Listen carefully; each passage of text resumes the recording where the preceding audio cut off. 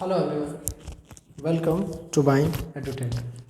Students, ये जो video lecture का सीरीज है इसमें हम लोग पढ़ाई कर रहे हैं about the previous year questions of NEET examination. Class 11th का टॉपिक है linear motion, motion in straight line. और लास्ट क्लास तक में हम लोगों ने जहाँ तक पढ़ाई किया था आज उससे आगे बढ़ेंगे और नीट के 2013 में आए हुए एक प्रश्न पर बात करेंगे। दिया हुआ है क्वेश्चन, देखिए पहले कि the displacement x in metre. ये सवाल है आपको 2013 का। क्वेश्चन है कि the displacement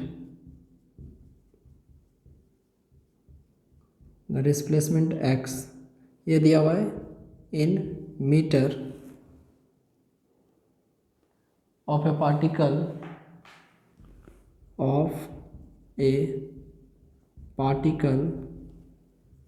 of mass m, यहाँ लिखा हुआ है इन kg, moving in one dimension,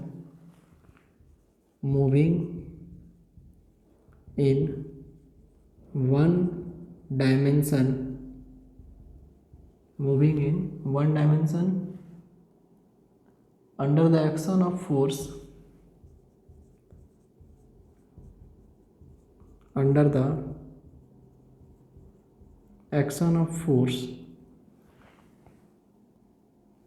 related to time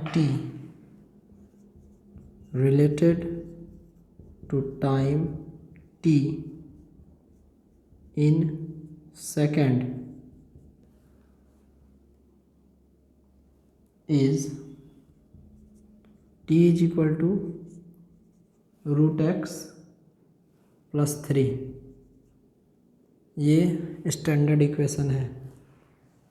the displacement of the particle when its velocity is 0 will be, the displacement of particle when its velocity is 0 will be, when its velocity is 0 will be। पहला option है 4 metre, दूसरा option है 0 metre, तीसरा option है 6 metre और उसके बाद है 2 मीटर। इस क्वेश्चन को क्या क्लू मिल रहा है इसको ध्यान से देखिए। फर्स्ट ऑफ ऑल आपको डिस्प्लेसमेंट, मास और टाइम दिया हुआ है। वन डायमेंशनल मोशन है, टाइम दिया हुआ है रूट अंडर एक्स प्लस 3। ये टी टाइम है, एक्स डिस्प्लेसमेंट है, ये कांस्टेंट है। जब इस पार्टिकल का वेलोसिटी 0 होगा तब डिस्प्लेसमेंट कितना होगा। इस स्टैंडर्ड इक्वेशन को फर्स्ट ऑफ ऑल हम लोग लिखेंगे कुछ इस प्रकार से। Given t is equal to root under x plus 3। आगे जाकर वेलोसिटी निकालने के लिए v is equal to d x by D t, इसको लीनियर फॉर्म में लाना पड़ेगा। जैसे अभी रूट है तो रूट का मतलब x का पावर 1/2 है।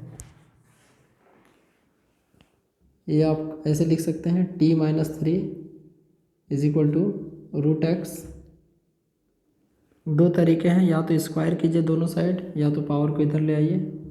t minus 3 is equal to x, power 1/2 इधर आएगा तो t माइनस 3 का square is equal to x. ये लीनियर फॉर्म में आ गया। x is equal to t minus 3 का स्क्वायर, ये डिस्प्लेसमेंट आया।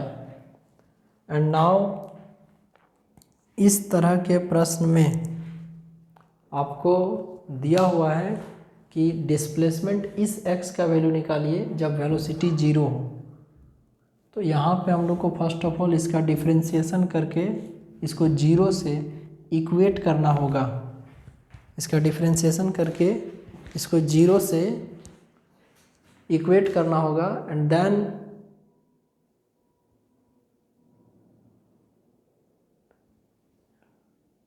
t का वैल्यू मिलेगा और उस t का वैल्यू को हम लोग इसमें पुट करेंगे तो ऑब्वियस सी बात है कि x का वैल्यू फाइंड आउट हो जाएगा।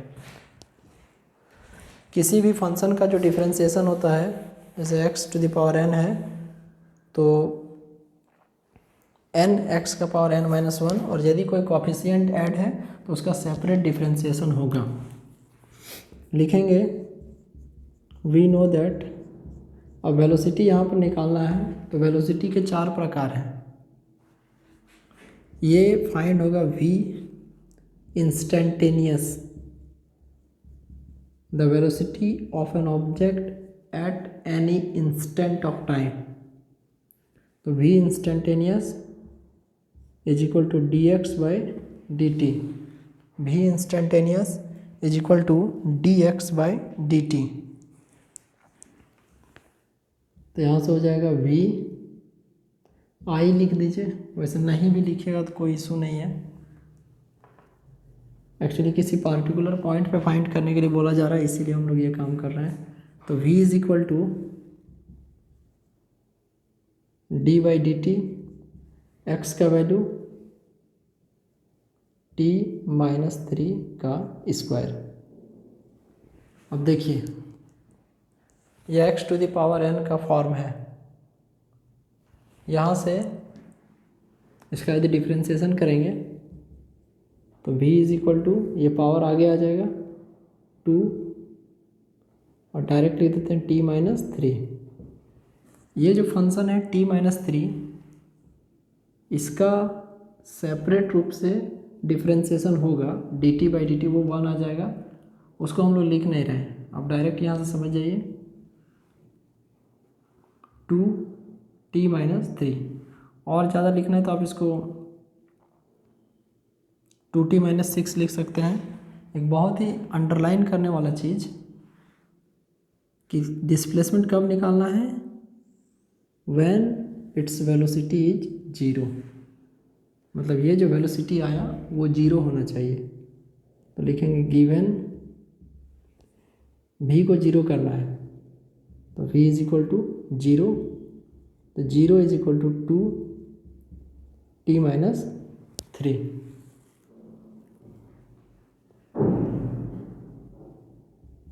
यहाँ से 0/2 is equal to t-3।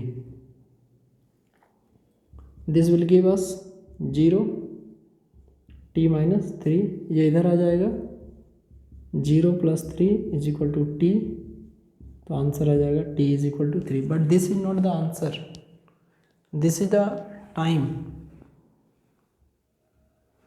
This is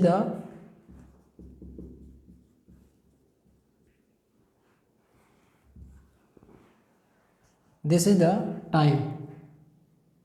अब इसके बाद हम लोग को ये डिस्प्लेसमेंट निकालना है। डिस्प्लेसमेंट है आपका x is equal to t-3 का होल स्क्वायर। बहुत ही यूनिक आंसर है, x is equal to t-3 का होल स्क्वायर।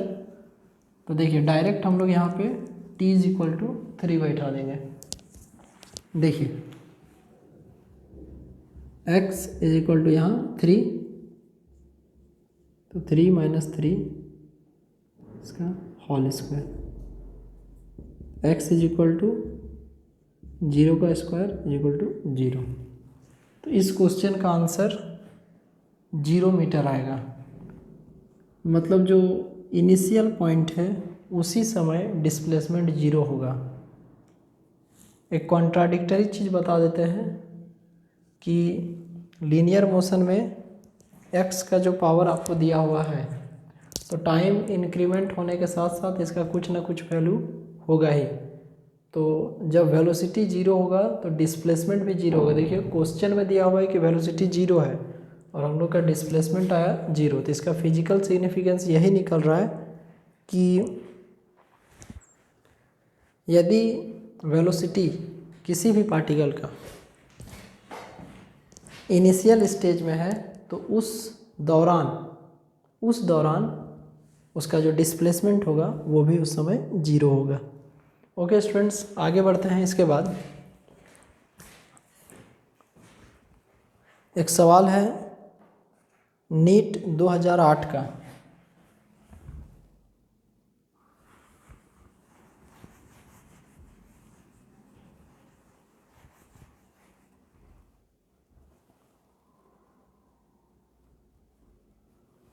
दो हजार आठ में देखिए एक सवाल आया था,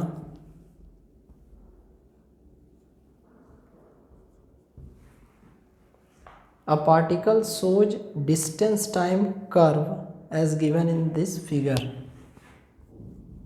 ध्यान से देखिए, ए particle shows distance time curve as given in this figure।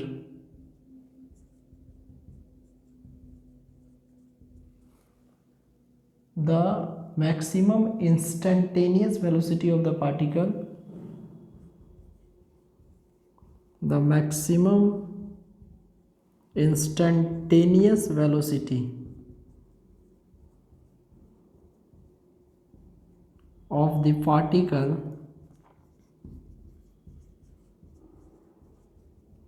the maximum instantaneous velocity of the particle is around the point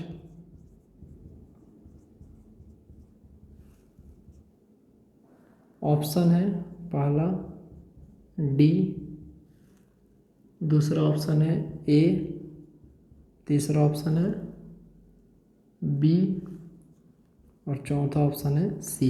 figure देखिए पहले, डिस्टेंस टाइम ग्राफ।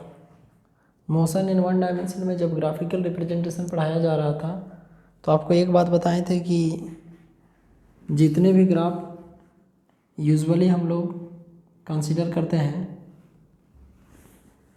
सारे ग्राफ में टाइम को किस एक्सिस पे रखते हैं, एक्स एक्सिस में, जनरली एक्सेप्शनल केस छोड़ के। अब यदि आप IV कैरेक्टरिस्टिक्स पढ़ रहे हैं, जनरल डायोड का, रेक्टिफायर का, फॉरवर्ड बायसिंग का, रिवर्स बायसिंग का, तो उस समय तो देखिए टाइम का कॉन्सेप्ट है ही नहीं, वहाँ पर हम लोग करंट और वोल्टेज का ग्राफ पढ़ रहे हैं। लेकिन यूजुअली जितना टाइम का हम लोग ग्राफ लेते हैं तो उसमें हम लोग एक्स एक्सिस में टाइम को देखिए,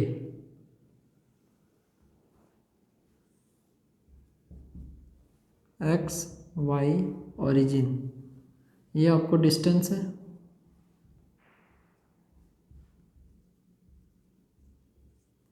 यहाँ टाइम।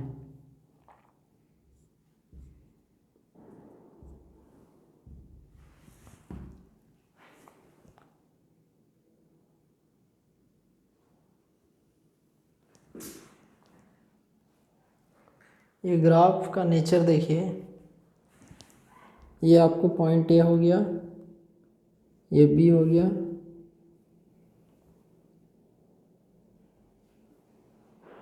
ये आपको सी हो गया और ये डी हो गया।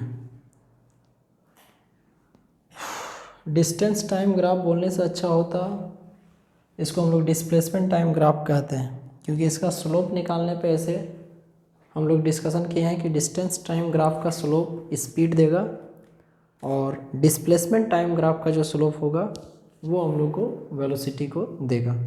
कोई बात नहीं, क्वेश्चन में जो डिस्टेंस है उसको हम लोग डिस्प्लेसमेंट कंसीडर करेंगे। सवाल ये है कि जो इंस्टेंटेनियस वेलोसिटी है वो सबसे ज़्यादा हाई किस पॉइंट पर होगा। यहाँ पर 4 अलग अलग पॉइंट दिए हुए हैं, और इंस्टेंटेनियस वेलोसिटी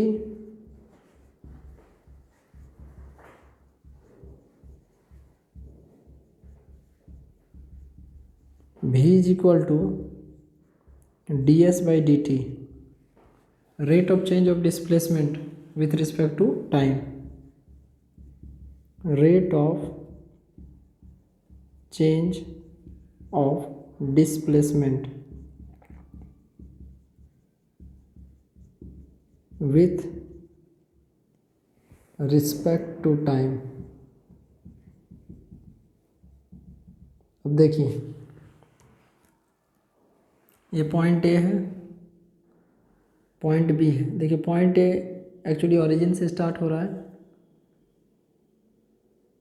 इसका स्लोप आप देखिए, पॉइंट बी का स्लोप देखिए, पॉइंट सी का स्लोप देखिए और पॉइंट डी का स्लोप देखिए। और दूसरा नेचर में देख सकते हैं कि ए से बी जा रहा है तो बढ़ रहा है, बी से सी जा रहा है तो भी बढ़ रहा है, इंक्रीमेंट हो रहा है, सी से डी में घट रहा है। हम लोग के पास चॉइस करने के लिए क्या क्या ऑप्शन अवेलेबल है। देखिए मैक्सिमम इंस्टेंटेनियस वेलोसिटी पूछा गया है, तो ये जो रीजन है ए से बी और ये जो रीजन है बी से सी, इन दोनों में जो वैल्यू है rate of change of displacement है उसका वैल्यू इंक्रीज कर रहा है। लेकिन आंसर क्या होगा, ए होगा, बी होगा या सी होगा? तो देखिए फर्स्ट ऑफ ऑल इस रेस से जो डी है उसको बाहर करना पड़ेगा, क्योंकि जिस रेट से बी से सी तक जो ग्राफ बढ़ा है, फर्दर ऑन जाके सी से डी जाने के दौरान ये ग्राफ धीरे धीरे डिक्रीज कर रहा है। तो जो डी वाला है उसको हम लोग छोड़ देंगे। ए जो है वो ओरिजिन है, हमारे पास चॉइस करने के लिए दो ऑप्शन है बी और सी। देखिए पॉइंट बी जो है और जो पॉइंट सी है, इन दोनों में इंक्रीमेंट हो रहा है, बट जो रेट है वो दोनों का सेम नहीं है। बी के अपेक्षा सी काफ़ी ज़्यादा हाई है, तो यहाँ पर लिख सकते हैं कि इस क्वेश्चन का सही आंसर सी होगा। भी C velocity at point C is equal to maximum, क्योंकि उसका इस पॉइंट पे ये पीक पॉइंट है, हाईएस्ट पॉइंट है। अब इसी तरीके से ग्राफिकल से ही जुड़ा हुआ एक क्वेश्चन 1994 में आया था। ये आपको डिस्टेंस टाइम ग्राफ आया, वहाँ पर डिस्प्लेसमेंट टाइम ग्राफ था। 1994 में सेम ग्राफ से रिलेटेड एक क्वेश्चन था। देखिए the displacement time graph of a moving particle is shown below. 1994 the displacement time graph of a particle is as shown below। आप खुद बताइए कि यदि डिस्प्लेसमेंट टाइम का ग्राफ है तो कहाँ पर क्या होगा, मीन्स किस एक्सिस में किसको रिप्रेजेंट करेंगे। दिया हुआ है कि the instantaneous velocity of the particle is negative at the point, the instantaneous velocity of particle is negative at the point. पहला ऑप्शन है EFCD। EFCD और डी। फिगर देखिए,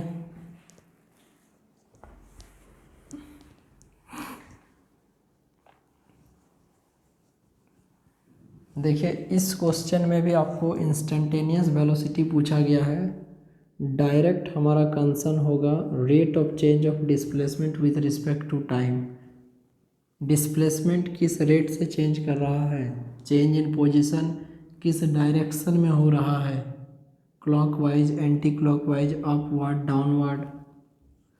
ओरिजिन है एक्स एक्सिस, वाई एक्सिस। देखिए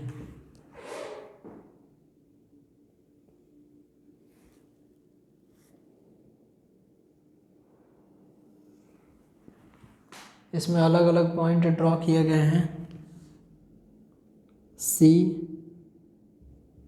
D, E, F. देखिए this is your displacement,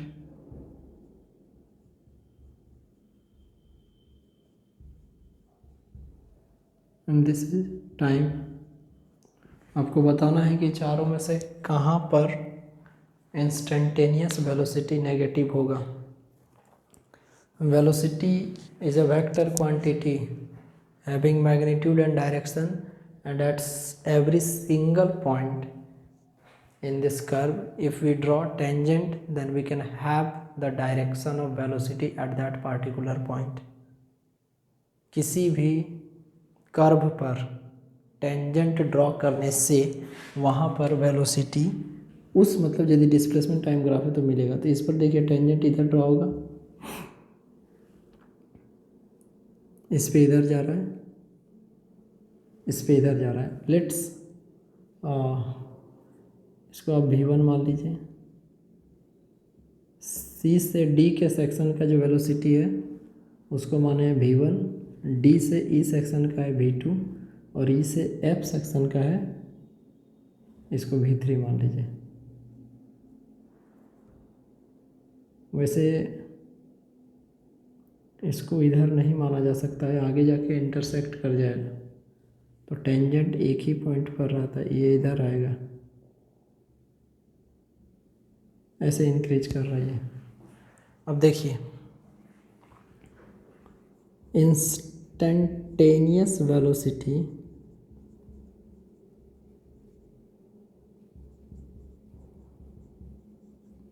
v is equal to D S by D T. यहाँ पर यदि कॉन्सेप्चुअल बात किया जाए तो D S, this is the change in displacement, या बोलिए चेंज इन पोजीशन। आपसे सवाल है कि वेलोसिटी कब नेगेटिव होगा, तो ये नेगेटिव तभी हो सकता है जब ये जो डिस्प्लेसमेंट है, चेंज इन डिस्प्लेसमेंट है, वो नेगेटिव हो। तो चेंज इन डिस्प्लेसमेंट फाइंड करने के लिए बहुत शार्पली एक एक पॉइंट को स्टडी करना पड़ेगा। अब जैसे पॉइंट सी है,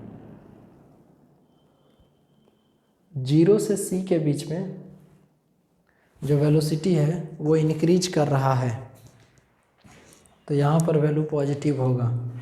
देखिए 0 से C ये जो सेक्शन है इसमें आपको वेलोसिटी इंक्रीज कर रहा है, तो ये आंसर नहीं होगा। C से D में भी इंक्रीज कर रहा है, रेट ऑफ इंक्रीज अलग हो सकता है लेकिन इंक्रीज कर रहा है।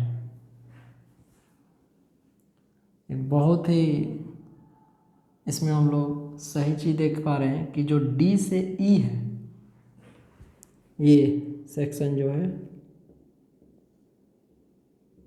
इसमें जो वैल्यू है वो डिक्रीज कर रहा है, और E से जो F का पोर्शन है, जो पोर्शन E से F का है डिक्रीज उसमें भी कर रहा है। बट आप देख सकते हैं यहाँ पे पहले डिक्रीज कर रहा है यहीं सेक्शन तक, लेकिन जो कंसर्निंग पॉइंट ऑप्शन में दिया हुआ है पॉइंट एफ, यहाँ पर आप जाके देख सकते हैं कि इस सेक्शन से इधर इंक्रीज कर रहा है, लेकिन ये जो पॉइंट है ई, इसमें देखिए यहाँ से डिक्रीज करता हुआ आ रहा है। तो यदि नेगेटिव डायरेक्शन में, मतलब नेगेटिव डायरेक्शन नहीं, डिक्रीज करने वाला डायरेक्शन में जाएगा तो उस समय यहाँ आगे में माइनस लग जाएगा। इस क्वेश्चन का आंसर पॉइंट ई होगा। तो 1994 में जो क्वेश्चन आया था इसका होगा पॉइंट ई। सी पे इंक्रीज कर रहा है, डी पे भी इंक्रीज कर रहा है। देखिए यहाँ पे यदि कोई पॉइंट दिया हुआ रहता तो मे भी आपको मुश्किल होता ये चूज करने में कि दोनों में से क्या आंसर होगा। ये जो पॉइंट एफ मिला हुआ है यहाँ पर भी आप देख सकते हैं इस सेक्शन से ऊपर जा रहा है, वैल्यू इंक्रीज कर रहा है। तो स्टूडेंट्स ये हमारा आज का क्लास था। आगे के क्लास में कुछ ग्राफिकल तथा इंस्टेंटेनियस वेलोसिटी एंड स्पीड से रिलेटेड कुछ सवाल को हम लोग और देखेंगे। यहाँ तक का PDF आप लोग पढ़ के रखिए। नेक्स्ट क्लास में इसके आगे आऊँगा। Take care of yourself. Thank you very much. Bye.